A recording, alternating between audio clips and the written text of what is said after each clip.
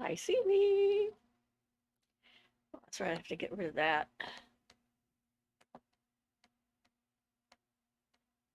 Yeah, I have to find.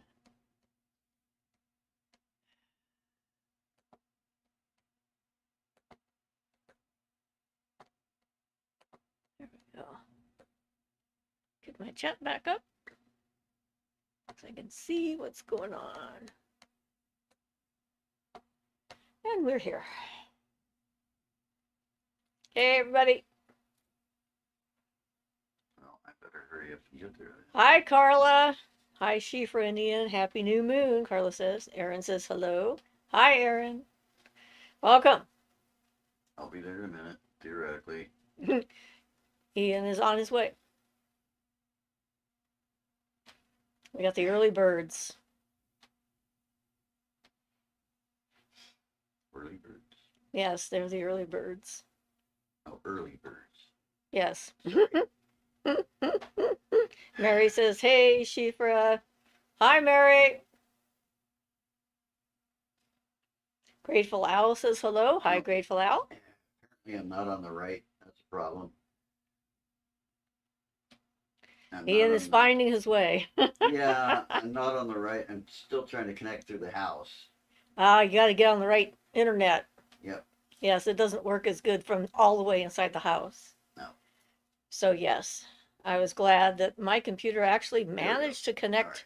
to here automatically this time. Usually it doesn't. I'm finally there now. All right, Ian has arrived. So, we've been having frost 3 days in a row now. And this morning, I think, was the hardest frost we've had so far. Ian says hi and welcome. Teresa says, so nice to see you again. Hi, Teresa. So, yeah. Yay. Here we are. One more week has gone by. Everybody is still alive and well.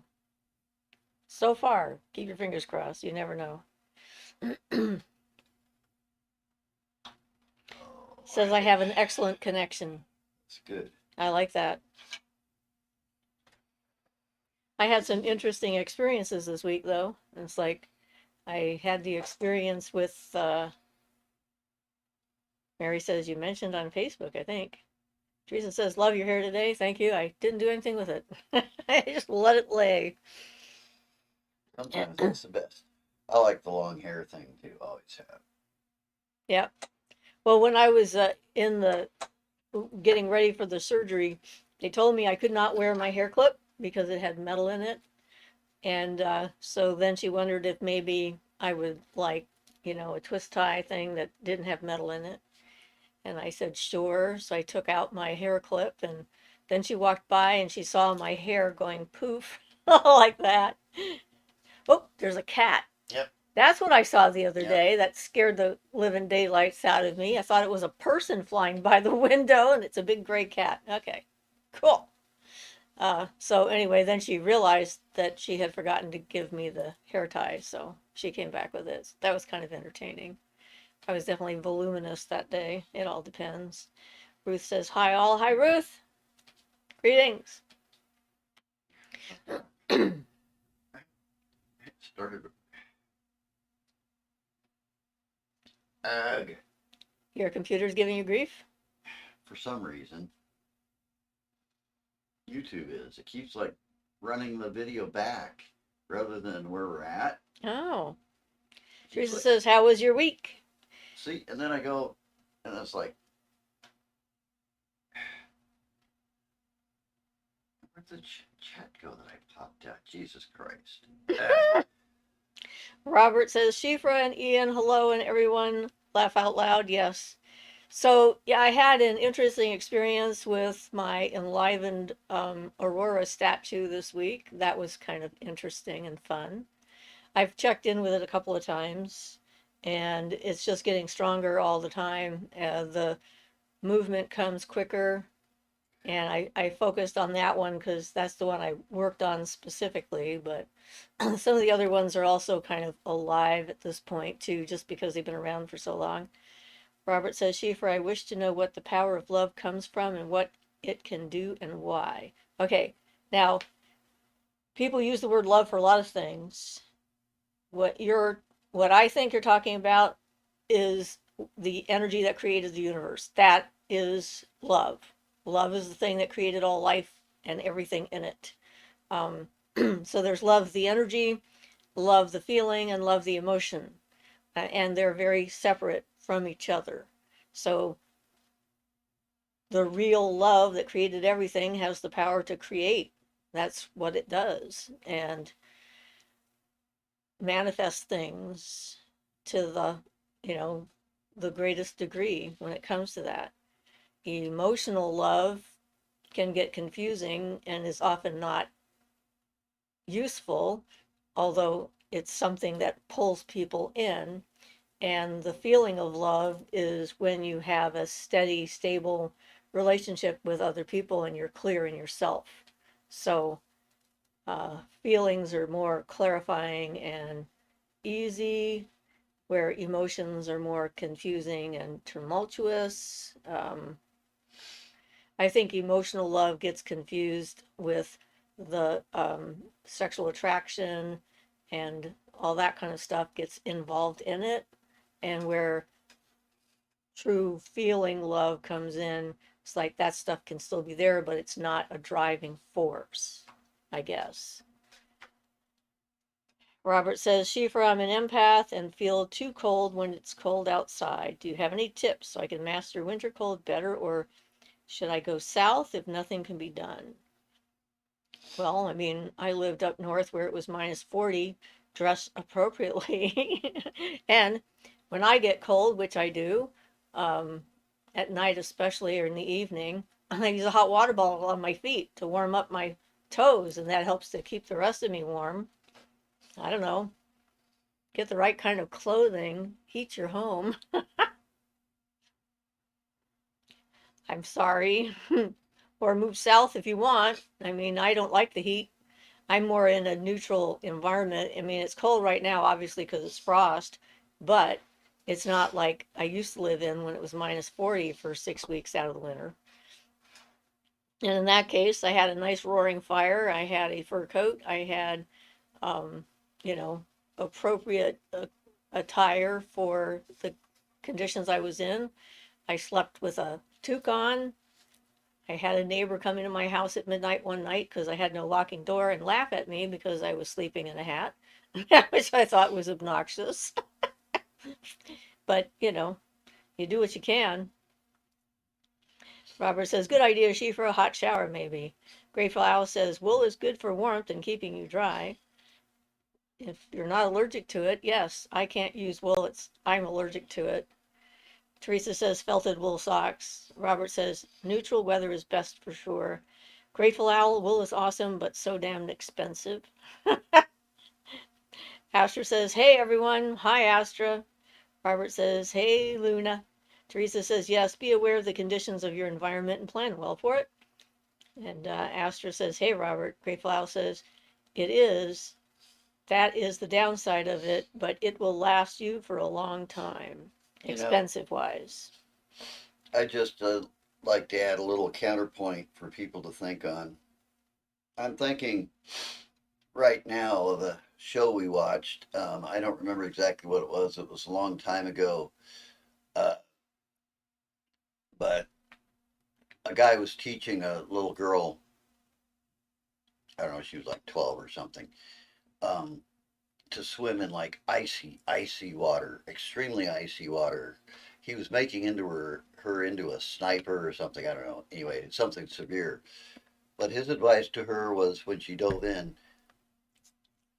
how to survive the cold was to be colder than the water. And I thought that was a very interesting observation. The idea being that if you're colder than the water will feel warm to you.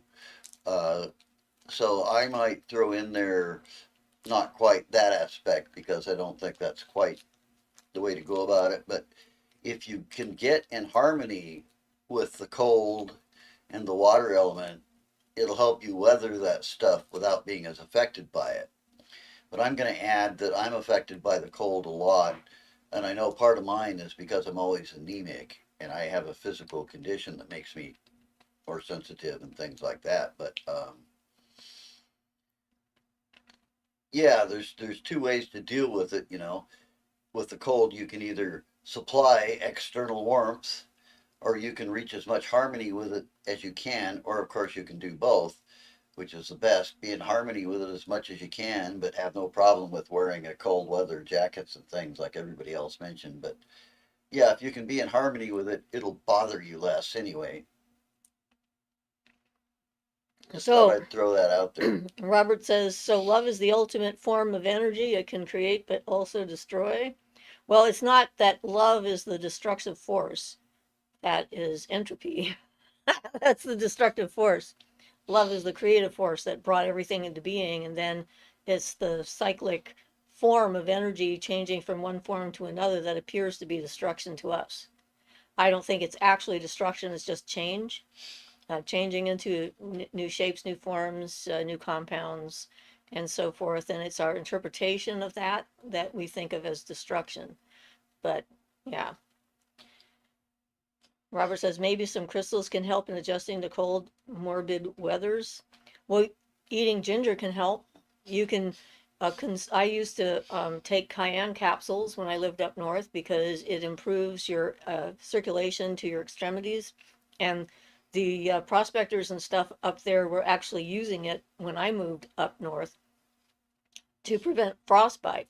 Yeah, and there's the second option, countering it with fire, which is good advice. And they also, the Tibetans would do tumo, which is where they would heat up the snow and everything around them. They could go out naked and melt all the snow around them in a circle, or wearing a wet blanket. Of course, that's Somewhat advanced, that's advanced, but specific. that's another way of fighting it with fire rather than being in harmony with it. But so is the capsicum. Yeah, and that works. Capsicum works, like you were saying. Sorry, I didn't mean to interrupt where you're going with And that. you can also use capsicum powder in gloves and socks because externally it will pull blood vessels to the surface and keep you warm. And we did that on a regular basis because it was one of the ways to gear ourselves up so that we could survive really cold temperatures. But you can also use that, since it increases blood flow to the surface. You can also use it to help with certain types of injuries and things where you need blood flow to the surface by applying it to the surface. I was just making some liniment where I'm using capsicum as the main ingredient in it Yep, because I got tennis elbow. which is how it works when you put it in your socks and your gloves. Yeah, It draws the blood to the surface. yeah, it gets your blood going. So Yeah. things like that, where like a lot of tendonitis is actually hard to heal because of the lack of blood flow to the tendons. So if they're surface tendons, you can apply capsicum, increase that blood flow. Robert says maybe some crystals can help in adjusting to cold, morbid weathers. Well, things that increase your metabolism, your internal metabolism, can help you. Like Yeah, today, I'm wearing a piece of citrine. You can use citrine, carnelian, um, amber, uh, sunstone, things like that to help increase your metabolic system and to gather what warmth there is for your body. Teresa says, been doing lots of reading. Came upon people using the Qliphoth as a tool, quoting, the Qliphoth symbolizes the challenges and obstacles on the spiritual path, representing the aspect of the self and the world that must be recognized, confronted, and transcended for spiritual evolution. Engaging with the Qliphoth is therefore not about courting evil, but about understanding and overcoming the shadow aspects of existence to achieve a more profound spiritual integration and balance. I disagree extremely. I think I do In too. fact, I'm not going to go too much into it, but I disagree extremely. And I'd say that anybody who wants to learn and try to take that approach from it should really read the literature, the Hebrew literature, the original stuff, and find out what the Qliphoth really are. Because, um, yeah, that's way off base. And whatever you might be dealing with, you're not dealing with the Qliphoth if you're having that kind of a result. And in my opinion, somebody is full of it and they don't know what they're talking about. Are these And those lower creature thingies well, that came up a few weeks ago? the clip off are basically the excrement, supposedly, Right. that got formed after the occurrence of the Sephiroth. They're the cast off. They're the evil. They're the dross, supposedly. The bad things that were left behind after all the good stuff was taken away. So dealing with the clip off, if you're looking at what they're really supposed to be, is like trying to make treasure out of a cesspool without any treasure in it. So I'm sorry, but whoever came up with that is full of it, and they have a misunderstanding of what the clip off are actually supposed to be. It's a little more complicated than that because it goes into the energies and how the energy comes down and forms a Siofra, and each one pours out into the other, and the one above is female compared to the one below it. Or I mean, is male. The one above it is male compared to the one below is a female because it's accepting. And there's a whole lot to it. But yeah, I'm sorry. Their approach may work and be functional what they're talking about, but they are not dealing with the clip off if it actually works, or if they are, yeah. So I'd say a lot of learning needs to be put in place there on the part of the people who are actually saying that, not yourself, not the people learning, just trying to learn things, but the people who are putting that out there, I think, are just deluded and full of it. I'm sorry. I'm sorry to make such a strong point, and I apologize, Teresa. I don't mean anything offensive by that, but I just disagree with that so incredibly strongly. It's amazing. Okay. So, Grateful Owl says they're also heated vests. I found one for $5 at a yard sale, and I've been using it for 2 years now. Teresa says, what are your thoughts, and why is there also referred to the tunnels of Set? Well, we already went through his thoughts on Yeah, that. and I don't know anything about Set, so sorry. That's the Egyptian god of the dead. Robert says, thanks for the tip, Grateful Owl. Teresa says, a lot of people following Hecate are promoting this idea. And there's the point exactly. The clip off and everything come from Hebrew Kabbalah. Nothing to do. Yeah, nothing to do with Hecate or anything. These things are just being appropriated, in my opinion, without an understanding of what they actually mean. And absolutely nothing to do with Set Well, either. There's nothing to do with no Hecate. Egyptian Well, mythology yeah, or. that is Yeah, Egyptian and that. right. So I think people are tying a bunch of stuff together. You know, there's also a bunch of people who worship the demon Asmodeus. I believe it's Asmodeus. Is it Asmodeus or what's the other one? One of the demons under the mistaken delusion It's Astarte, yeah. that it's Astarte, yeah, and this got Astaroth. Astaroth, yes, and this got started from some sort of stupid what's the word for language stuff? Well, misappropriation of language bases, Yeah, mixing them yeah, together. basically using grammar. They connect Astarte and Astaroth together as if they're the same being, and they're absolutely not. Astaroth is a demon that a bunch of people are worshiping as an angel because they've gone through the whole same process of making this connection, which is totally invalid.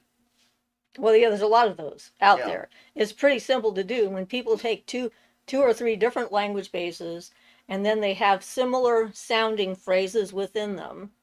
And then these people take these unrelated bases together and mesh them together and say that they must be connected because these things sound alike when they have nothing to do with each other Yeah, whatsoever. and the Astaroth Astarte one's a big one because a lot of people who wouldn't be necessarily practicing negative magic are now worshiping a demon, you know, and that's basically it. They take the one for the other and they confuse them together and they go, oh, I'll worship Astaroth.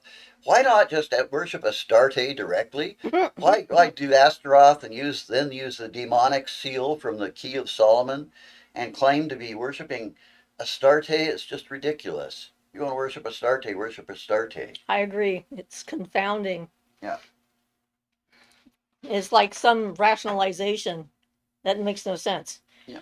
But that's us. So anyway, all right. So um, Robert says, true, Teresa. I saw that often online. Beth says, hi, Siofra. Hi, Ian. Hi, everyone. Hi, Beth. Robert says, Hecate is a very dark being, but she never asked me to learn about that stuff. Hi, Beth. Creature of the night. Carla says, how does Hecate coincide? Carla says, hi, Beth. Teresa says, no problem, Ian. No offense taken. I need some more points of view. Carla says Hecate is definitely not involved.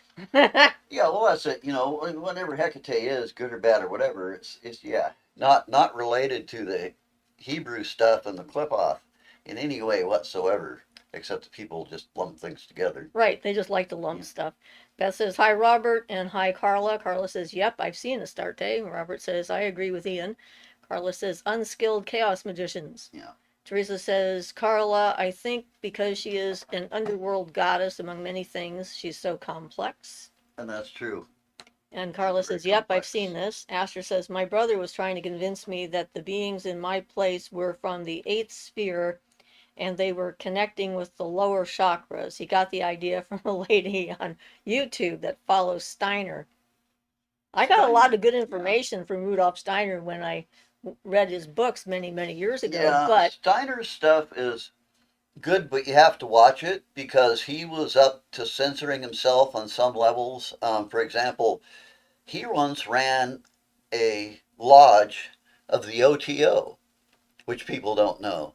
And then afterwards, he denied it completely to anybody after he got out of it and lost his interest in the OTO for whatever reasons.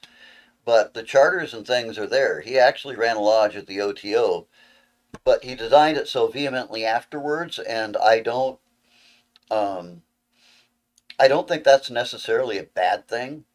I mean, my guess is he probably didn't want, you know, there's crap that people pull, like they go, well, I'm just going to report you to the OTO and say you're giving away secrets, and to get people in trouble. And it was, my guess is it was probably that kind of thing.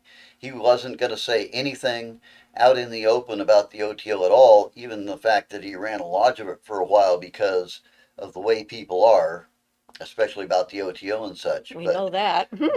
you got to keep that in mind about Steiner too. He was a little too, in my opinion, uh, focused on only presenting a good appearance. So he sort of, well, I shouldn't say anything more. I think Steiner is a good, respectable person to learn things from. So, but yeah, sometimes he censored himself a little bit when you'd like to get to the deeper information. He doesn't quite get it out there. I met Rudolph in an out of body experience many, many years ago. And it was actually kind of funny because he was showing me this path. And he says, the path to enlightenment is strewn with the skulls of those who tried and failed. It was like a warning kind of a thing. It's like, okay, Well, if you fail, the only thing that happens is you're not enlightened. that's I right. mean, that's just a failure to achieve your goal. That's all. Well, it was like, People die anyway, yeah. sort of an insight into his personality. Yes. Yes, he did have a little bit of that kind of. Yeah. So, Astra says her brother got mad when I challenged it, but I just said, how do you know this? Robert says, well, anyway, if someone has a throat cold or something, wear a green aventurine on your neck for one full day and soon it will be gone. Bye bye, cold. Awesome. I have a green aventurine bracelet on my wrist. Does that count? Astra says, it just pissed me off that he was trying to interpret my experience and I told him to back off. I'm poor brother sounded very brainwashed and I told him to consider the source as very negative worldview. Yeah, and you have to watch out. I've something I've noticed in particular is people trying to interpret Schieffer's experiences for her. Yeah, So yeah, I had somebody on Facebook who I told about when I was ridden by Oya, and he told me basically that I was mistaken, that it could not have happened, even though the people who were there who knew were the ones who told me that that's what happened to me because it was their ritual environment. And yeah, when other people interpret your experiences, in well, general, it's like an attempt to have some kind of a power over your life and to presume to know more than you. And they're generally coming from an ego-based position and they're trying to be an authority and more impressive and so forth. yeah. And Then you have to watch out too for book learning versus experience. Schieffer's stuff are experiences as compared to somebody who just book learns something and say, well, it says this. Well, well, the he things talked to that a priestess of the religion and she said that if that had happened to me, I would be dead. Yeah, well, Therefore, it couldn't have happened to me. And I'm like, we don't know, someone had it happen to them and not only before. that, but we're just hearing words here. We Yeah, don't know that this person who claims to be a priestess of the religion actually was or well, knew that's anything true. about it or could even, But even you know, so, at I mean, some point in history, someone was first to make contact and wasn't trained and didn't die. yeah. Otherwise, we wouldn't know anything I'd at say, all. if people ask you for help interpreting their experience, that would be the only time it's okay to really try and interpret someone's experience. Because the other thing is, if you're trying to interpret somebody else's experiences, what you're trying to interpret is what has come to you through words of their experience. And that cannot transmit the reality of being there, having the feelings, being in that environment. Trying to interpret somebody else's words cannot give you that experience. Like, you cannot know what it was like for that person. It's just not possible No, unless it's you not. experience And that. and words are a limitation. You can only express so much through your words Yeah, exactly. So, unless you were there. yeah, so if you're trying to interpret somebody else's experience, what you're really trying to interpret is their words. And got to keep that in mind anyway. Their words cannot convey the whole experience. Sorry. That's Some one of my people pet actually call peeves. what happened to you gaslighting, trying to undermine your actual experience of reality to make you feel like you don't know what's going on. So, yeah. Great File says, gonna try that out, Robert. That's a throat thing. Carla says, thanks, Teresa. I kind of figured because she's kind of considered dark. I think of her more of a path clearer, like a bull in a china shop, but a path clearer. Yeah, well, if you learn about the dark goddesses, most of them aren't dark as in negatively harmful. I mean, one who has lots of dark images is Kali. Everybody knows that. I mean, she travels around with a garland of skulls around her neck and her tongue lolling out and dripping blood and all this. But if you actually delve into the esoteric symbolism, it's all about um, like the garland of skulls, represent things like your ego that needs to be chopped off before you can become enlightened and all that. And it all presents a very ferocious and fierce appearance, but it's all for the person's own good. So it's like that. It appears dark to people, but it's actually in service of the positive in general and the helpful. And then, of course, she's got her fierce aspect, Hey, protection but and everything protection else, and that. right? But yeah, but That's only negative to the person that is being protected from. yeah. So it's not like It's all a Kali matter of isn't perspective. Kali isn't evil or anything like that. They say dark, and okay, she's kind of dark and has dark imagery and stuff, but she's not dark to the person who worships her in that. Even though there were like the groups of people like the Thuggies who started making sacrifices in the name of Kali, That's and human again interpretation. yeah, that's human interpretation again, And exactly. people Yeah, justify all kinds of and things. the real esoteric symbolism of Kali is not negative. It's positive, very positive for the person who wants to work with her, who wants to get rid of all those things, who wants their ego to be chopped off.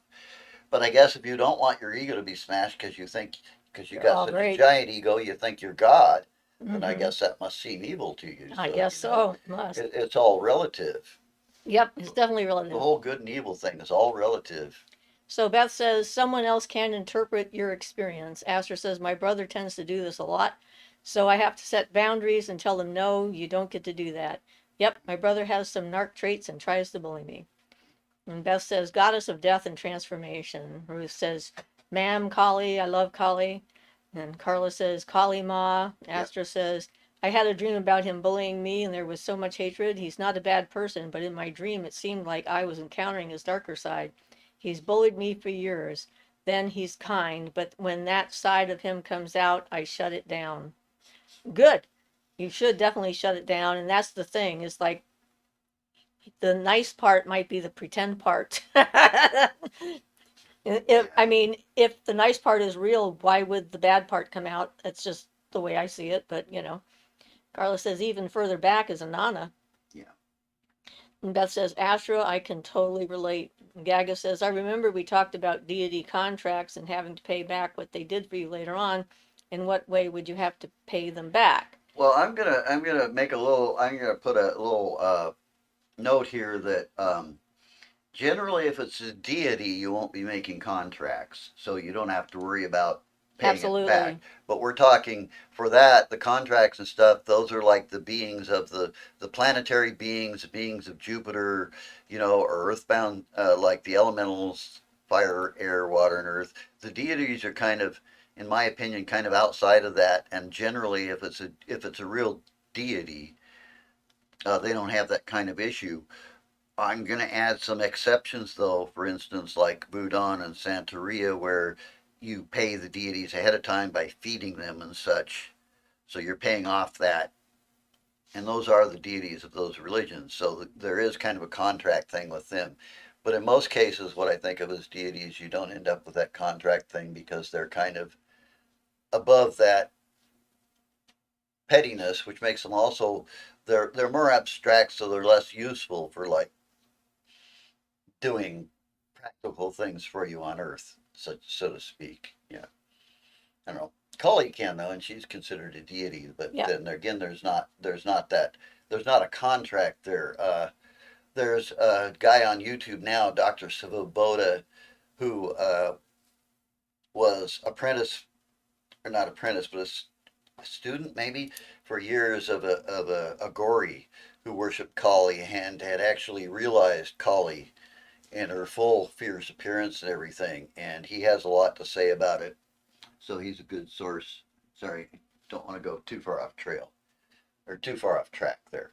So, but anyway, when it comes to the contracts, unless you ever consciously enter into them, it's a matter of energy exchange. Yeah. So if you keep asking a specific energy source, spirit, being, or whatever, to do stuff for you, and then you don't give any of that energy that they've given you back to them in some form, either by giving them something they like or doing something they need or what have you, then when you die, you could end up owing them a certain amount of energy, and that can be an unconscious contract that you have entered into.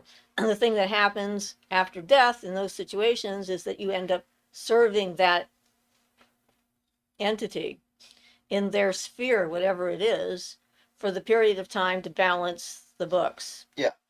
So, And then you're released. So so if you're not asking for a bunch of stuff all the time, and like with me, the way I work with spirits is I don't ask them for favors. I do favors for them. And then I ask if they want to do a favor for me. Like I don't ask them specifics. I guess I used the wrong word there. Is like the way I is like their extended family and friends. And so we have a relationship together. And if something is going wrong in their world and they need help and I can help them, I will. And I don't expect anything in return. And because of that, if I'm in need, I can ask them, I can say, hey, I've got this situation. If it's not going to harm me or be bad for, my spiritual development going forward, and if you have a way to assist with the situation, I would appreciate it. So, that would be nice. yeah, But it's not, I have to have this now or else. And so it doesn't ever rise to the level of a contract, conscious or not. And I think that's it. Is we have relationships with the world around us, including the invisible world, then it works out a lot better. yeah. Well, that was my point that I never actually quite got to about the guy who works with Kali, and for some reason I can't think of the yogi's name, but I can't help you there because I anyway. never remember. But uh, he worked with Kali, and Kali he did regular worship and stuff as a thing, but when Kali would do things for him, she didn't require something back or a sacrifice. I mean, if you're dealing with a real deity, they're more than often, more than, most of the time, they're the source of things. So they don't really need anything from you. And he worked with Kali a whole lot, and he's one of the few people that actually got her to a visible appearance. Uh, he did it at gunpoint because he was scared to death. So there's a long story Now let's about not go that. into all that. Yeah, no, It's sort but of beyond what we well, need. but the point being though that There was not a contract thing there. Kali was acted as a kind mother to him. It was the Kali Ma aspect, the mother, the Ma aspect, and so there just wasn't those kind of things. If you really reach contact with the real deity, they don't generally go tit for tat, though. They might appreciate the worship. I don't know. So Robert says Kali is a very kind spirit, and she always keeps suggesting I work with Hecate. She never explains why. Ruth says, "Oops, Ma Kali." Violet says, "Hi, you guys." Hi, Violet. Robert says, "Kali Mama, Mother." Yep. Teresa says, "How do you define a god or goddess? Can people become gods, as some claim?" I think the answer to the last part of your question is no. But how do I define a god or a goddess? Well, I there's I guess two different kinds in a sense. There is the god or goddess that has been created as a large thought form by people who are feeding and worshiping a specific way of being. But then, in my experience, they're also separate entities that we think of as gods and goddesses that are not um, beholden to anyone for their energy. They just exist. They have their own consciousness, uh, all of that, and they're they're they're not. They're a lot more broad. They're not restricted like planetary beings and that kind of thing. yeah, yeah. So when you meet one, you know it. I mean, there's just no way to describe what that's like. So for those of you who have met one, you know what I'm talking about. For those of you who haven't, you probably think I'm spitting in the wind. But just like individual people have this separate energy feeling to them that you can identify as an individual, a thing, something separate from you. The gods have the same kind of thing, although it's a little more overwhelming. When I had okay, think of his name, the peacock guy, Argus. Thank you. When I met Argus, I didn't even know he existed or that he was going to be there, but he just like was there, and I kind of got the full looked at, and I can't explain it. I mean, he was real. He was there. He looked in every corner of my mind. There was nothing I could hide from him, and I didn't resist because what would be the point? And I felt very looked at when he was done. But it's not like we have an arrangement or I've seen him again. It's just kind of there it was. And So, and we've got to think about our definitions of gods and goddesses and things too, because the way Barton looks at it, the way I look at it, if you were to become any a person were to become any type of a partial god or a goddess, any one of these individual ones would be a sad loss of their humanity, giving up your humanity to become a more limited being because the type of gods and goddesses we're talking about, though they may have some vast powers in their arena and in their realm, they don't have the possibility of escaping that realm. So um, people worry about when they're becoming enlightened about giving up their individuality, which is a mistaken impression. This would be a real giving up of your individuality to just become a God being that does whatever and answers to the followers and that, rather than being like you might perceive. I mean, humans can become pretty all powerful like gods um, if you become really advanced, etc. But becoming a god would be actually a deterioration from the ultimate that human beings can attain. So I'd say going for enlightenment is much more better than trying to go to become a god. And I understand from what Barton says, in some cases, people can be stuck with a realm, or especially like the Venusian realm, where the vibration is of love in that energetic realm of Venus. That there's been people lost to that realm who then stay there long enough because that's all they want, um, is that constant vibration. They end up becoming beings of that realm and losing their humanity and individuality. And he considers that one of the worst fates that can ever happen to a person, to lose that and become stuck in a realm like that. So I'd say the same thing applies, because as humans we have the access to everything all of the gods could do eventually and potentially.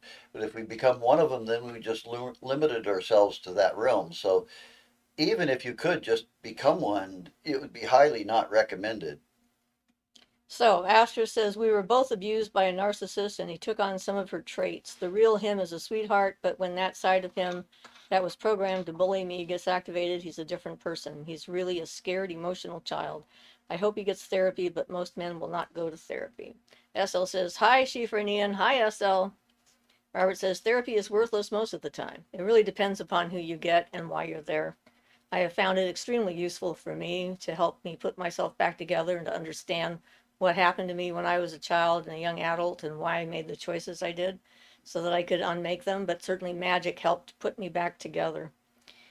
Beth says, Astra, you've tapped into his energy and see that child within. Next time he bullies you, put the child in the corner. Robert, I had a Reiki master teacher that was a therapist. It helped with her. She was a great soul healer. Robert says, you found a good one, Beth. That's like everything else. There's good ones and bad ones, and there's the right kind of therapy and the wrong kind of therapy, the right time and the wrong time. Well, there's even the right person and the wrong person, because sometimes it can come down to not even the type of therapist, but just having a rapport well enough with the Yeah, the client. There has to be enough of a rapport there, or it's not going to work, regardless of how good or bad the therapist would be considered objectively too. yeah. Sometimes it's just finding the right person. Well, it's like any other kind of a job title that's out there. You have Yeah, good dentists and bad dentists. You've got good chiropractors and bad chiropractors. You've got good yeah, doctors and bad doctors. It doesn't matter what the skill set is. Some are going to be better than others, and some are going to resonate better than others. And the trick is to not to give up and to keep looking to find the right person, somebody that resonates with you. um, So Robert says, you found a good one, Beth. And Beth says, Robert, oh my, yes, I would only have one that resonated with me. And after therapy, talking, spiritual exercises, ancestor work, she would put you on her treatment table and use multiple modalities. It was so great. Asher says, I have a UFO or ball of light that was parked outside my place for a week. I thought maybe it's Venus, but then it started moving and blinking. And then last night I saw green letters floating on my wall. I was in a trance. I call these UFOs, but I really have no idea what these beings are. Robert says, UFOs, my definition, United Fools Overlords. Well, acronyms are like that, right? You can make them yep. anything you want. But yeah, that's the thing, is like we have our definitions of things, and our definitions are often wrong. Not just the language barriers that we have between our own different cultures, but then we've got the barrier between us and something that's not definable through language and trying to figure out how to explain it. So yeah. Gaga says, is therapy just shadow work with another person? Not exactly. It is shadow work, is part of shadow work. It can help with shadow work, but shadow work is sort of your own inner stuff that you're working with, and therapy can help you work with it. So it's not quite, yeah. I don't know exactly how Yeah, to explain the well, difference. the main difference is just that they take just a scientific focus on it and don't, if you want to just look at it as therapy, again, depends on the therapist, Right. because intuition doesn't necessarily play a part. If you have a therapist with good intuition, though, it's going to be much better than one without. Well, But it's finding one not, that's more compatible but with your view. but that intuition and stuff is also, that's not part of the scientific principles. So that's what, in shadow work, you get all that, working with your shadow stuff and all that. So I would call it a restricted form of shadow work myself. It's restricted to just what they think is scientifically viable. Or whatever it is, the techniques that they've been Yeah. trained in and the Well, yeah, particular that's biases that they have. that's what I'm saying Yeah, basically. Yeah. yeah. So Robert says, Schieffer, do you have a technique to tell us about for getting out of our body trauma? I heard certain massages on the neck can help. Well, massage can be very helpful for identifying and working through body memory, trauma memory. And for people who have been seriously abused physically, emotionally, and sexually, massage can be a tool to allow them to experience touch in a non threatening and safe environment, which can break down some of the trained trauma that is around that. But again, with everything else, you got to have someone who's good at it. If you're going to work with anyone, either a therapist, emotional therapist, or a physical therapist, you have to know that they will respect your boundaries and what you're ready for and will listen to you and not try to impose their particular view on what you're going through. Oh yeah, that's another big aspect. I've had experiences with some massage therapists that have traumatized me because when I told them that was too much, they said, "No, it's not. I know better than you. We just need to work harder on this thing in order to break through." And I carry a lot of my body trauma from my sexual assaults in my lower back and the torture that my father put me through. And and yeah, so again, it's your decision and your choice. I had a client who was funny. When I worked on him, there would be one spot on his shoulder that when I worked on it, he would get really snarky, and his voice would change, his attitude. He would just be angry and annoyed and everything.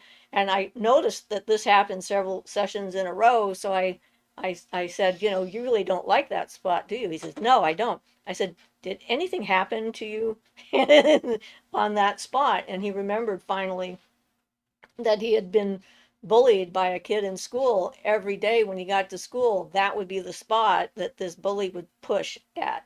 And once he identified what it was, then it got better. And so it can really help to release the trauma and get rid of the trigger. So I'm particularly, I think that's a great way. I have a couple spots on the back of my head that make me feel really angry when I try to work them. They hurt a lot, and so I try to work them a lot, but not about anything specific, and I don't remember anything ever happening regarding those spots. But they make me feel angry and frustrated Yep, body anyway. memory is a funny Pretty thing. interesting, yeah.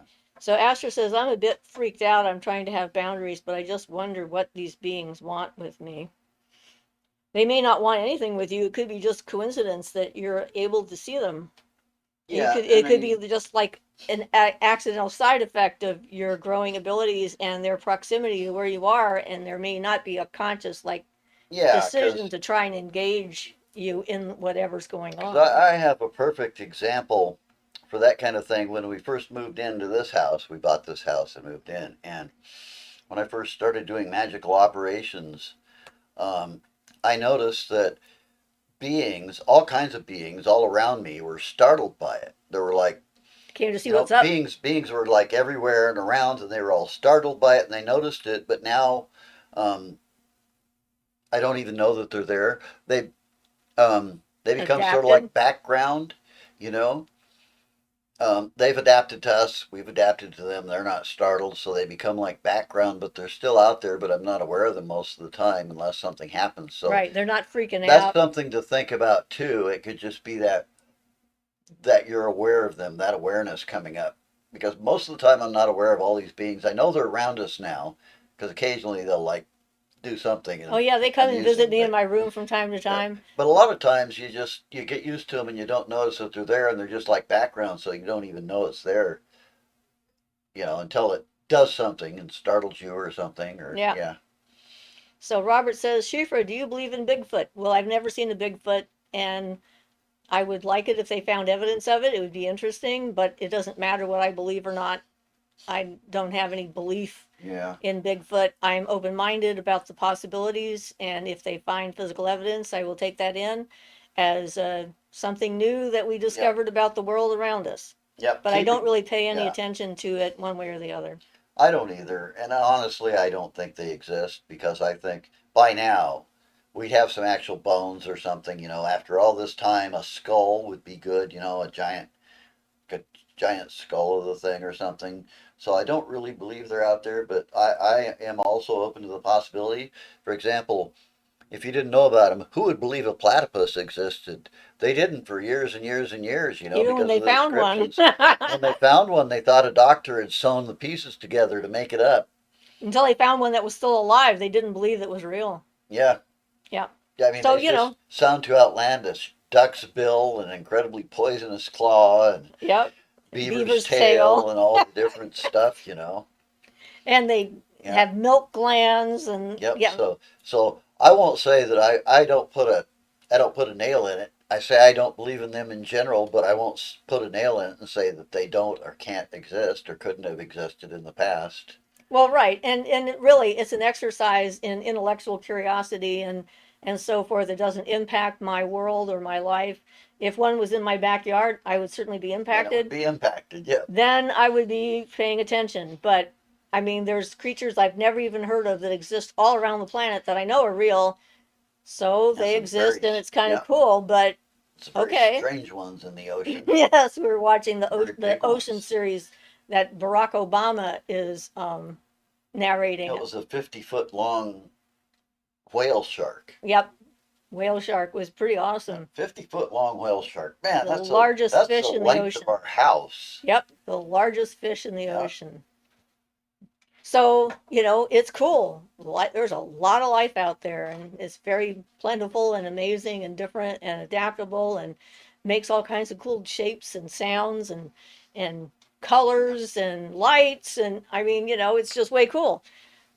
Bigfoot's just maybe one, maybe not.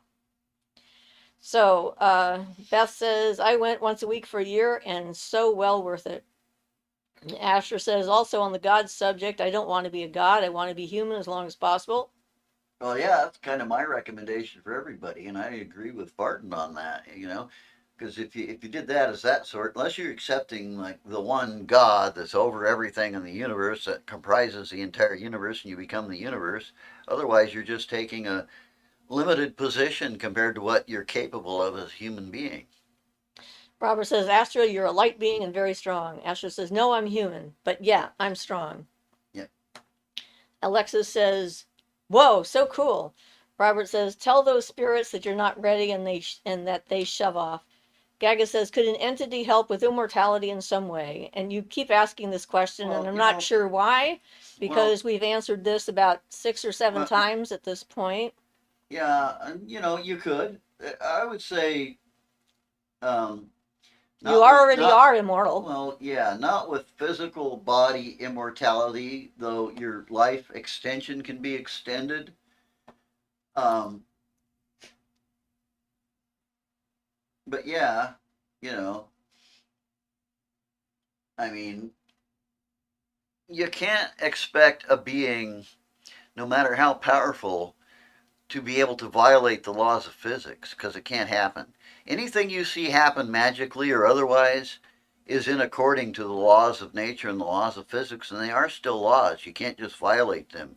There are laws that govern magic the same way, and one of them is the whole immortality thing in your body. You know, you have to think about what causes your body to grow and advance. As you change and go through time, you get old, but also your body adapts to things. Your muscles adapt if you're working a job and everything. And so, what you're talking about is your body being constantly, everything being constantly adaptable to what you do, and that's part of the aging process. You get all these adaptations on top of adaptations on top of adaptations. So, to put you through immortality, basically you'd have to end up having your body become a baby again or something. You know, I mean, it's unreasonable when you can retain your memory from one incarnation to the next if you advance enough, and you're practically immortal, practically speaking, and you get a new body. And it is possible, you know, to That's what get those past reincarnation life is memories for. and things, and you've got a new body you're starting with. Exactly. That's That's what why we have reincarnation is. reincarnation. That's our and immortality, and one you of them. can have full memory between bodies in some really advanced cases, like Barton remembered all of his past lives and all of his abilities he had in his past lives, and could use like speak the languages he used to speak in his past lives and had full use of all that. So why would he want to be stuck in an ever aging body that's trying to adapt to his new circumstances and adapt over and over and over again? It's just like scar tissue. It's like piling more scar tissue on more scar tissue. You know, it just makes no sense in an ultimate sense. So Asher says maybe that's it. I don't as just worried they were downloading something into me and I didn't want what it was.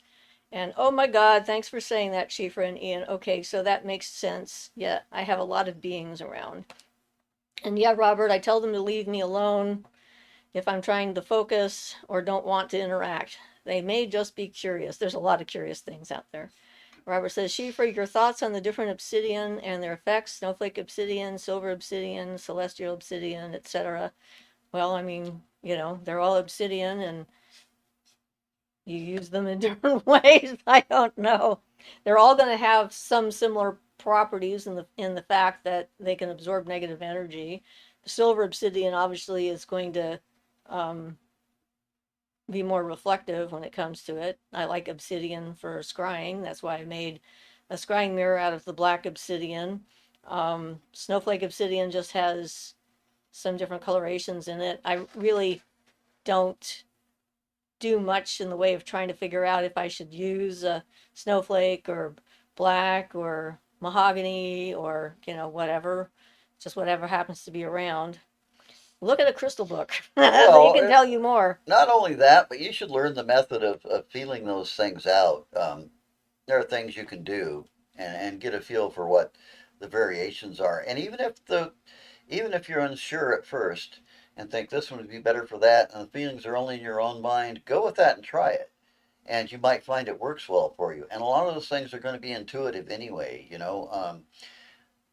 Just because something is good for something doesn't mean that the person trying to use it is going to be able to use it that way. There's so many Because they have to differences be good at it too. in the interactions and things. Yeah, Yep. so best bet would be to intuitively get one that works for you for your purposes and stuff, And that's why there's crystal books. You and can go look at with all the that. crystal Yeah. books and see what they say and then see what But your oh intuition yeah, says. always end up with your intuition. Some of them are obvious. I mean, um, pumice, for example, is a type of volcanic rock. It's very lightweight, so it's airy. Obsidian is black and dark and heavy, so in that sense, it's earthy.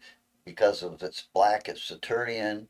You know, just kind of go from you know the properties of things are usually inherent in them if you just yeah it's a lot of it's intuitional. That's all there is to it. So Astra says, I still have a lot of fear, but it's getting better. Robert says, that is well done, Astra. Carla says, what is celestial obsidian? And Robert says, a small reflection appears on it. The obsidian looks cool with this. Alexis says, are colored auras of light a spirit? And Robert says, Alexis, yes, part of it. Well, I don't know exactly. Uh, a lot of times I think colored auras of light can indicate a spirit being or some kind of an energy collection. It doesn't necessarily have to be an actual being. Beth says, Yeah. Alexis, that's a loaded question. SL says, Astrid, did you say you saw an orb? I saw one that looked like a basketball go into my house.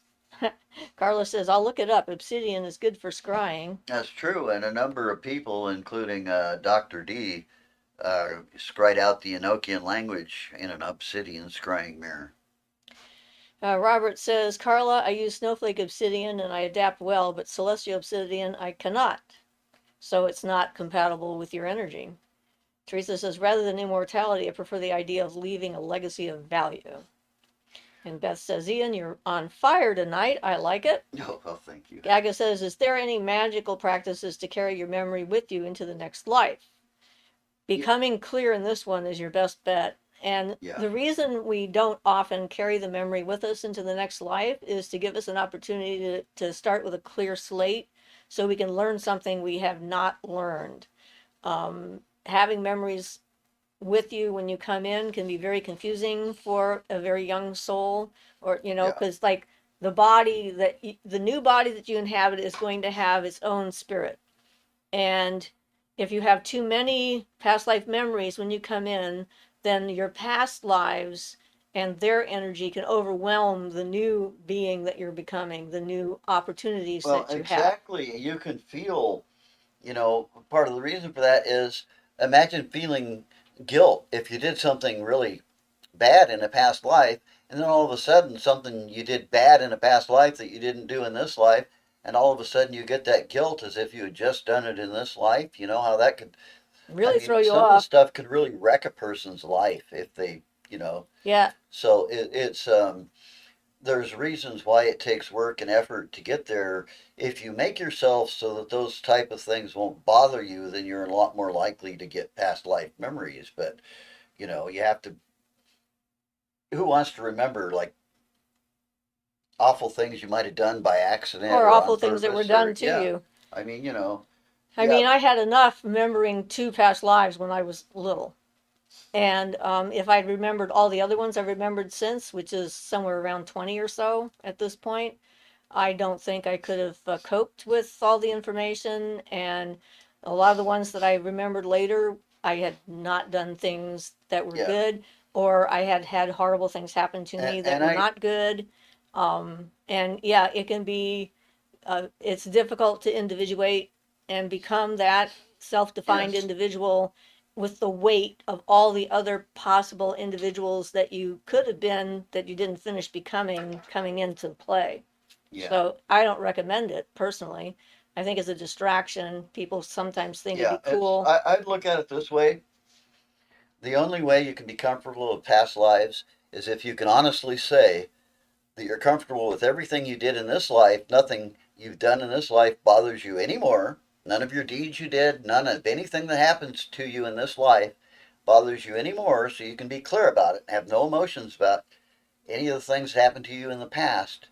Then you're clear enough to work on getting past lives remembered because you're going to be dealing with the same thing, remembering things you did in the past you may not like, or remembering unpleasant or uncomfortable situations, or when you were maybe a torture survivor from the past, or who Or the knows. torturer who did it. Yeah, I mean, so yeah, unless you can feel totally comfortable with everything you ever did in this life, I would say I wouldn't even recommend anybody who's not that far above even try to uh, get past life memories. However, um, it can happen spontaneously also, which is usually if it happens spontaneously, it's usually okay. Yeah, there's often a reason if Yeah, it happens spontaneously, something, there's a reason why it was triggered. And, again, it's like an intellectual curiosity and not necessarily a good focus. Because if it's meant to happen, if you're ready for it to happen, it will happen. yeah. The And problem if is, you're not, trying to force it will not help. And not focusing on the things you're here to learn just sort of delays why you're here in the first place. if you're really advanced, you could go in the Akasha and look up and learn and remember like just a language or something from a past life, and that would be neat and helpful. And I always thought that sounded like a really good idea, but I'm afraid of the other part. What Barton says, in most cases, you end up releasing a whole flood of memories that you wish you hadn't. And he says, and I believe him, in most cases, people pay dearly, very dearly, for that kind of curiosity. Yeah. A woman that my mother knew went and had a past life regression done, and it took her 2 years to get back. She became another person from a different life for 2 years. She couldn't remember the life she was in, the people who were here with her, and everything else. She was sort of stuck in her memories and couldn't find a way out. That was probably a sign of a bad psychotherapist who led her into there and didn't, have a way to bring her back and clear it out. But still, it is a risk and it can happen.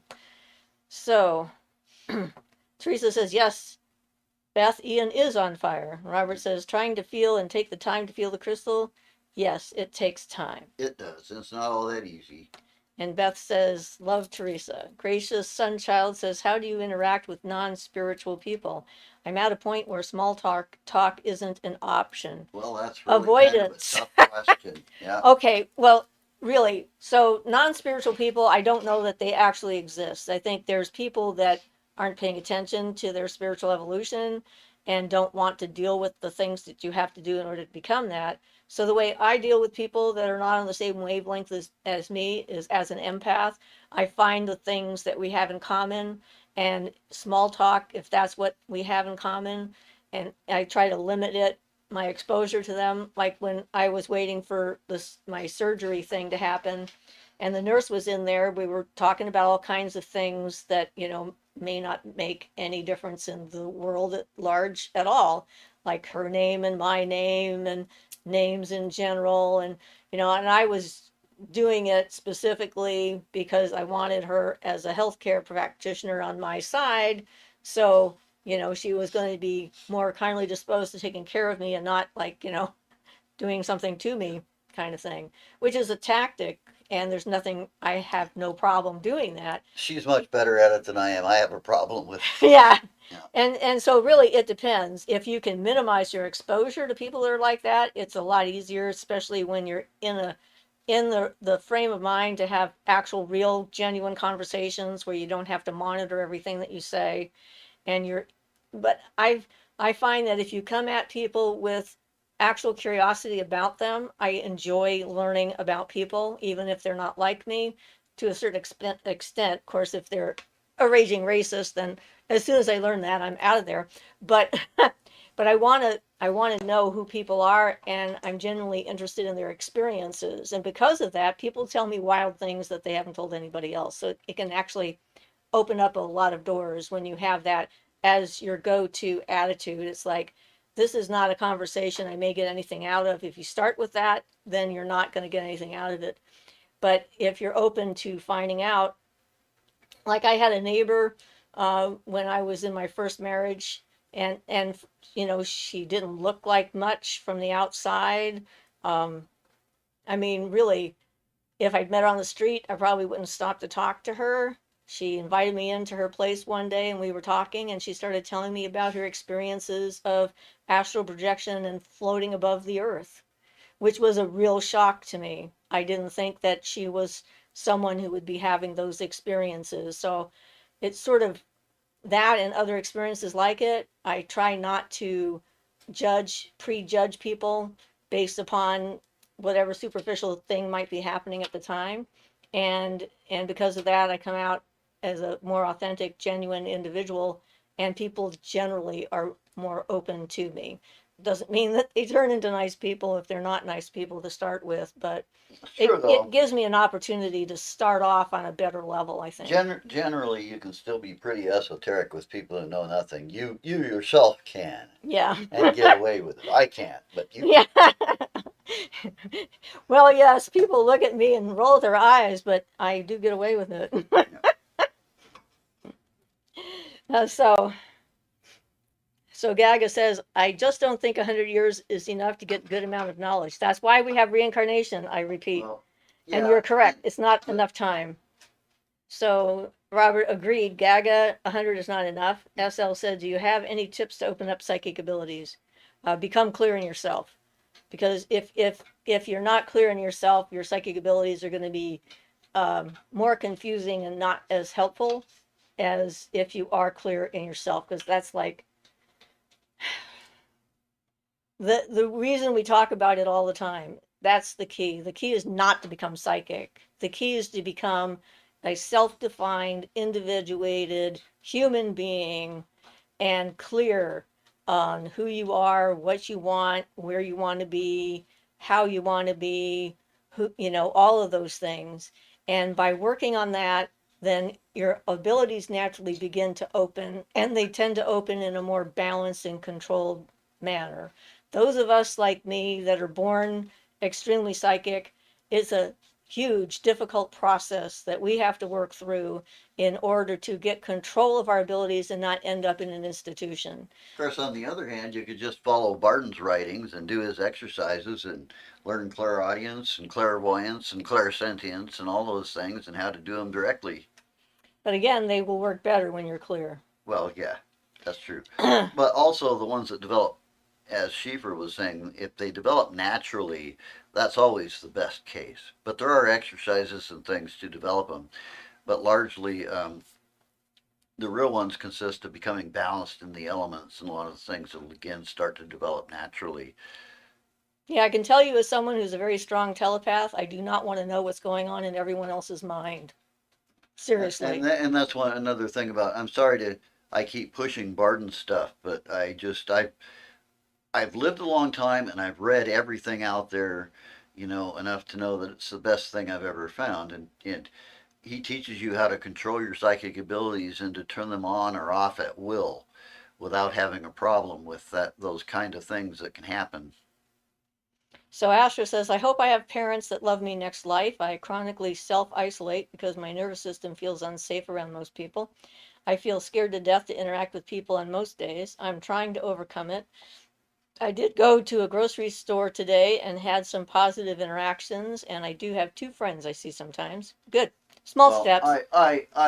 I really identify with what you're saying there because I had a bad mother in this life. That's My putting it my mildly. my father got chased away early by my literally insane mother, schizophrenic, and so I didn't have my father around. I had a father who loved me, but I got so brainwashed by my mother I didn't realize that till like a few years before his death. So I missed almost all the time I could have spent with him. So yeah, and I have real social issues that cause me problems. So I even they're getting better with working on my shadow self. I don't want to make it sound like there is no progress. Siofra knows she's seen me make progress over the years. Well, actually, people on this Yeah, channel have seen you made progress yeah, just in our but live but shows. I really identify and feel for you, feel with you because I know just what that's like. Yeah, I don't do well in group environments at all. I'm surprised that I do so well with the channel now because I'm not comfortable in group environments of any sort. So Robert says, I know the crystal stone called iolite helps us to get in touch with spirit guides, and it works.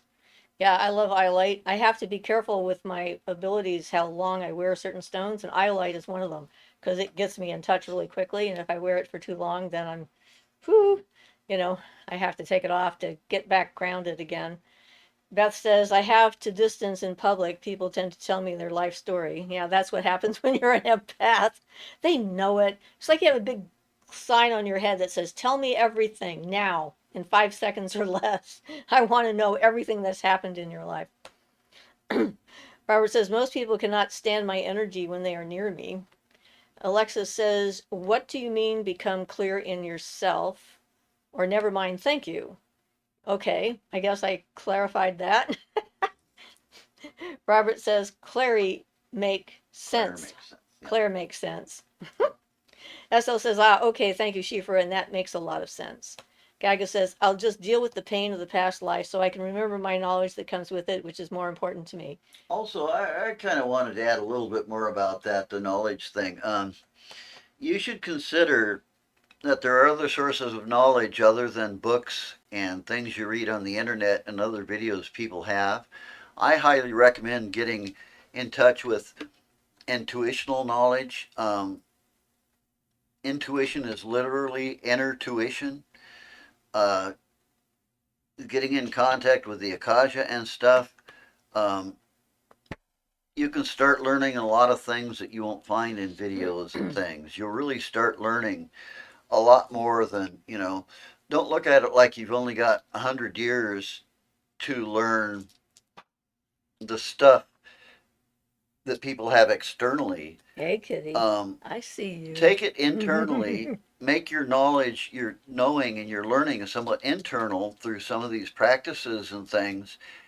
And you can get the most interesting knowledge that you'll never find out. You can get in touch with other beings, the beings of Barden Sphere can tell you truths, but you have to be clear enough to know that you're getting the truth and not some fantasy from them. And the intuitional knowledge is the best because when you start getting in contact with the Akasha and you start getting intuitional knowledge, which can come in pictures or words, it's always directly related to where you are or what you're doing. So it's not just random knowledge, it's knowledge you need and can use immediately. It's knowledge that's personally relevant to you.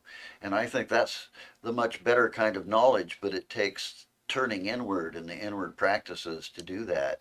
And that's what I'd recommend because, yes, you only have 100 years to acquire external knowledge.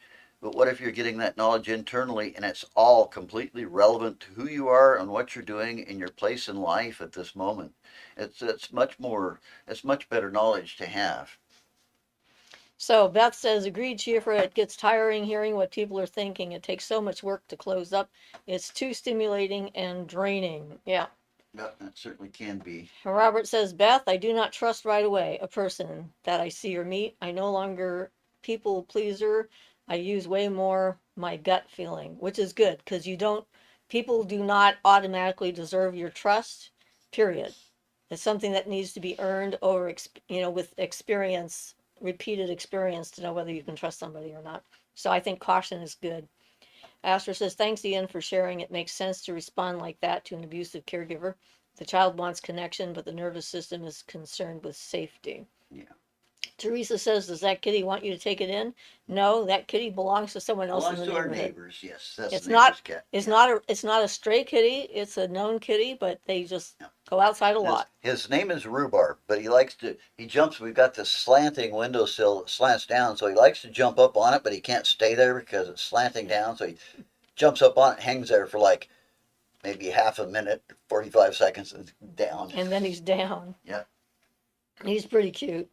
They have a lot of R animals next door. In fact, I think everybody was an R. Rhubarb Rainbow is their Yep. dog, and then their names all started with R's until somebody left, and I don't know what's going on there now. But anyway, yep. Robert says, thank you for your insights on the subject, Ian. Beth says, Robert, the more you develop, you have to take care of you first. And yes, absolutely. Because if you don't take care of you, no one else will. Astor says, I feel better that I'm not alone in my feelings, but I'm sorry that any person has a bad childhood. I agree. And I would like to envision a world where children didn't have to have a bad childhood and then grow up to try and figure out how to deal with it if they survive it. I mean, it's just, yeah, it's sad. And Crow says, I just came in, lunch break from work. Hi, everyone. Not sure if you answered this, but can you talk about your cool necklace? Oh, this is a citrine. Jacqueline made this necklace, and I really like it. And then this is ruby and emerald necklace. My Mars and Venus necklace. Balanced male female energy, or whatever. Beth says, after seeing the precious bunny, it is a match. I know, he is so adorable. I put up a video of him washing his face, and I tried putting it up on Blue Social, but they said it was too big. So I need to find out how I can make it a smaller video Okay. so that I can post it. I can tell you how to do Right. that. Yeah. Yeah. Because He's so cute. it's pretty cute. He's pretty adorable. I was dancing with him the other way, dancing my feet around. He starts running figure eights around your feet because he's happy. When I come out of the bedroom, he starts running around me. So I was dancing around, and he really enjoyed that. He seemed to enjoy running around my feet as I moved around and danced around. He's making circles around me. Of course, I had to be careful not to step on him, but he is so cute. He's so furry. He's got all the static electricity now. His fur is just standing up. And it sucks to you. It sucked a bunch to my coffee cup, and it was standing up on the lip of my coffee cup because he's so furry. It just like drifts off him. Yep, he's pretty cute. Yep. Yep, the mighty Quinn. My daughter found a pretty funny video of bunnies and cats together that she posted this morning on her page, and so I was watching it, and it's absolutely hysterical. Bunnies hold their own against cats. Yes, they do. Cats have no chance against the bunny. There's no doubt about it. Asher says that's so cute. Yes, it is. And it's nice to have these different life forms around because it helps keep you out of yourself. You don't get so egocentric, self-absorbed. And I think that happens to a lot of people, especially nowadays, since there's so many people that don't have much of an interaction with nature. Everything becomes all about people and all about them, and their environment is limited to more people kind of stuff. So it's good to have pets, I think, because that helps to get you out of your own head. Well, I know it helps me. Yeah. Me a lot. I really enjoy going out there and petting the bunny. Crow says, have you tried feeding your bunny pumpkin? My friends dance too for her daily pumpkin. Yeah, Not pumpkin, but he loves bananas. Oh, he likes bananas and ginger. He likes ginger. He likes parsley. He really likes parsley. Pieces of strawberry. Yep, pieces of strawberry, which we haven't had in a while. But yeah, I understand they do like pumpkin, but we really haven't had any pumpkin to feed them. Yeah.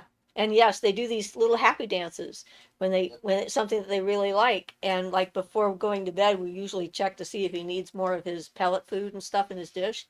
And if it's low and I bring out the bag, he starts bounding around my legs and jumping up and down and then running around and checking to see if it's arrived yet. And he gets very, very excited because he really likes that food. So, yeah, Yeah. they're very expressive. And for such a quiet animal, they don't make much in the way of sounds. And if they do, you don't want to hear them because they're terrifically horrible. Um, but yes, their sounds are yeah, usually a distress noise, which is not a good one to hear. But yeah, so it's pretty awesome. That He gives says, the I love cutest. watching bunnies and cats on YouTube. He gives the cutest little yawns. Oh, yeah. Stretches up, gives a giant yawn with a little bitty mouth. Yep. And he stretches his legs out completely and he flattens completely, which is a sign of total trust and relaxation. Because when they're completely flat with their legs out behind them, Um, they're not worried about a predator because in that position, it takes a Yeah, lot they of can't extra just like time to bounce. jump Yeah. up and get on their hind legs to be able to leap away. So he's a pretty relaxed little guy. So that's kind of nice. Gaga says, you think dealing with a lot of trauma from past lives could help one grow or get stronger? Honestly, I do, but again, I don't recommend anybody dump themselves into trauma to get that experience of growth. I think life provides you with enough. Enough. Yeah. And dealing with the But trauma of yeah, this and life has and been plenty. I don't and then need to deal again, the with more. problem is, not letting yourself get enough that you get overwhelmed and that kind of thing. No reason to go into the insane Yeah, asylum. I mean, it is possible, to get that past life memory and stuff and not suffer so much from it, but it just takes lots of personal development and getting yourself to that point. Astor says, yep, that's so true. My cat keeps me grounded. I can get lost in my own mind, ruminating and going in circles, but taking care of something else is helpful for snapping myself out of it. Yep. Beth says, I'm not inviting trauma in. Good for you. I'm not either. I think I had it enough in this life. I don't need any more. Thank you very much. In fact, I was pretty pleased with myself with that same nurse when she did something in the moment, like when she put in the IV, and she said, "There's going to be a sharp pinch here," and she put in the IV, and then she said to Ian, "I don't feel anything. Do you?" And Ian's like, "What?" And I immediately, without even thinking about it, I said, I think that's an inappropriate use of language or unfortunate use of language in my case, because that's a trigger phrase for me, because that's what my father would say while he was Well, torturing me. and you know what it is. I mean, if you look at it objectively, I mean, okay, it's used as a joke and people don't think about it, but if you look at it objectively, it's more like oh, what are you bitching about? You're going to be a little piss ass wimp because I poked you in the arm. I mean, even though it's a mild form, it's Dismissive. still a negative. It's still a poke at the person. It's dismissive, and my Yeah. feelings don't matter, and how I Unfortunately, that's experience it so doesn't much of matter. so much of humor is that way, and that is not. I do not care for that kind of humor at all. Yeah, neither do I. Not at the expense of another person, and so much of it is. But I was pleased that I was able to verbalize it immediately, and I didn't do it in an angry or tormented way. I was very matter of fact about it. It's like, let's not say that again, because that's just not Well, and the okay. fact that you're pointing out that your father used that to torture you is probably a good, maybe it'll make some impact on her life and she Yep, won't use that again because it made her it think, one really is. hopes. So much of what we call humor is just poking at another person. So much of it is um, a person boosting their own feeling of greatness by poking at another person and then just calling it humor. I mean, the problem is it gets so taken for granted that people use it without even realizing that that's what they're doing, unless you're on the victim end of it. Yeah. That's always been one of my pet peeves for my whole Of life. course, she probably now Yeah. thinks that I'm woke Well, or a snowflake or whatever the even heck as a those things child, mean. that's always been one of my pet peeves. I like funny humor. I don't like humor that puts other people down. Yeah, To do it. self-deprecating humor, I Even find. that, yeah, that's a pretty mild version, objectively, to a lot of people. That well, it didn't hurt me, but really what it is. Yeah, it's a poke. It's a poke at the person. It's dismissive. Yeah, And then if I complain about it, I've already been told that it's no big deal. yeah, And so why exactly. would I So say yeah, anything? So that's why I yeah. was proud of Sorry. my ability to Yeah, just sort of make a stand and immediately come to my own defense I have a without having the freak out attack that might go with it in past days. I have a lot of peeves about society, but that's one of them. Asher says, ugh, I hate dealing with dismissive people with mean spirited comments. Robert says, agreed, Astra. Covert narcissists are everywhere. And Astra says, Yeah, good job standing up for yourself. I'd probably feel the same way. yeah. Yeah, I mean, in days past, I would have just let it slide and not said anything at all, but it would have bothered me.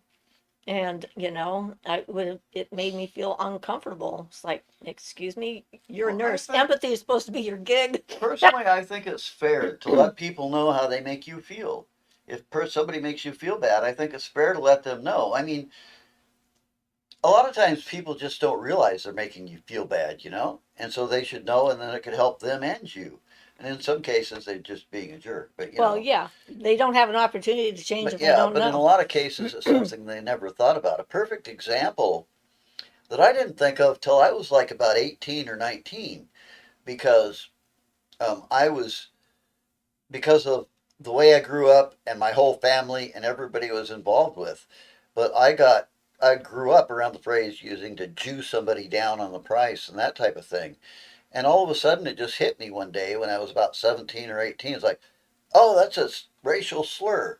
I had been so much habitual about it and it had been used around me so habitually that it never occurred to me that it was actually a racial slur, at which point I stopped using it entirely. But, And that's it a sign of a just, consciousness. yeah, but I had to, well, I had to get away from my parents and get over 18 and get out of that whole rotten environment I grew up in before I even realized it, because it was just a figure of speech. It was just everybody around me treated it just as a figure of speech. That's just the way you talked. Yep. So Charity says, hello all. Hi, Charity. We're almost done with our show, so if you have a question, you better jump in now. Yeah. It came in at the end. I'm so sorry.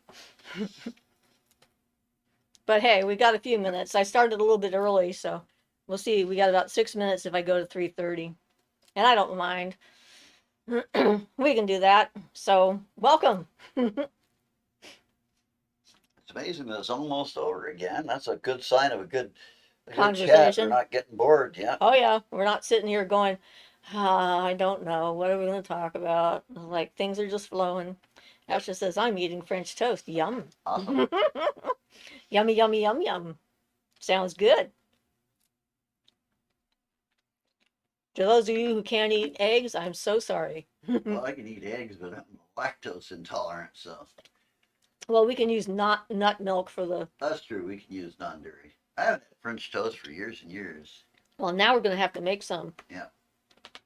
But not right now since you put yourself on a liquid diet. Well, for a few days, yeah. And Beth says, time flies in good company. Yes, it does. And that's the thing, being able to have an actual conversation like this is just great. Yeah. Alexis says, do you have anything magical you'd like to do specifically at the beach? I like to look for things in the sand and Yeah, strangely enough, we don't really have any specific ocean practices, though. I did a little bit a couple of times with oh, not Oya. What's the uh, Yamaya? No. Yamaya? Yeah, did a little bit with Yamaya and stuff. She's a Buddhan deity, or Santeria, but she seems uh, to work very happily with me. I've noticed that before. Some of the more benign Santeria beings are happily accept offerings and things from me, even though I'm not in the religion. But yeah, there's a lot of opportunities. The ocean is a big magnetic force. It can be used as an image of the universe. You can throw something out into the ocean as if you're throwing it into the universe, the whole world to work on it. It's a good place to But practice yeah, seeing with your eyes uh, softening and stuff like so that. but yeah, we visit the beach, but we don't have Strangely enough, though we live here, we don't have much for magical practices Although we did specifically see a sea around the witch ocean. there once. Yeah, We have a local sea witch. It yeah, was really obvious what she was when she was down there yeah. walking into the water and all of her stuff. It was like, yeah, yeah, that's a sea witch, which was kind of cool, but we're not sea witches in particular. Teresa says, almost the end of the year now. It went by so fast, just like this show. Robert says, time is flexible. Crow says, have you done any time magic? Well, I don't know if you call it time magic, but I visited myself in the past. Um, a couple of nights ago, actually, I came into a scene that I've been there before in the same place where I was by myself in the house, no one else was around, and I was singing all these positive songs like Somewhere Over the Rainbow and The Sound of Music and, Climb Every Mountain and all the positive songs that I had learned from the stuff my mother liked to listen to. And I just went through the whole house singing at the top of my lungs and made the house feel good. And I had visited that time that and space more than once, and I was like there for an hour. I looked at the clock when I was done because I was actually there in time. In like it didn't go by quick. That kind of thing.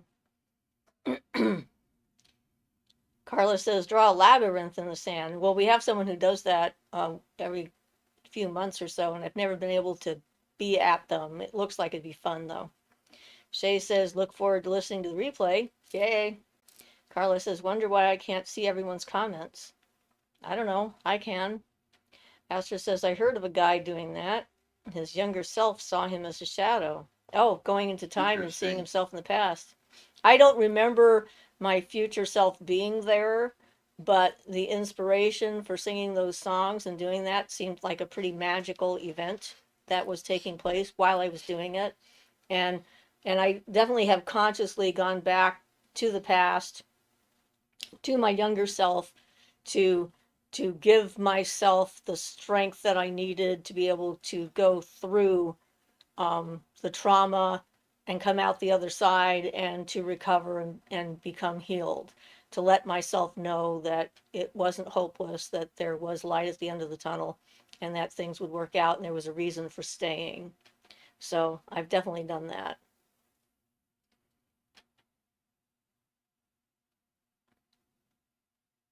Astra says they had a dream from the other end of the hallway. He saw his younger self.